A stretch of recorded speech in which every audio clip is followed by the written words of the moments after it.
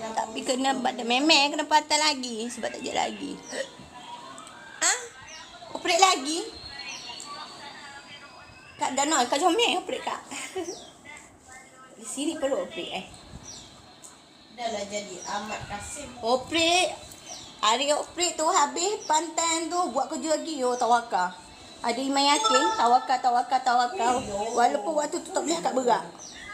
Doktor dah pasal tak boleh akak berak. Waktu mengandungkan Ibrahim tu doktor dah pasal tak boleh akak berak. Tapi ujian maribat duduk situ.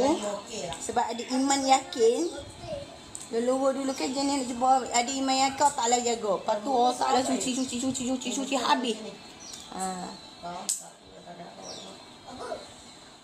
Nombor 2 ni mana kena operate juga. Tapi tak usah operate. Cara nak tahu Mama Salim macam mana.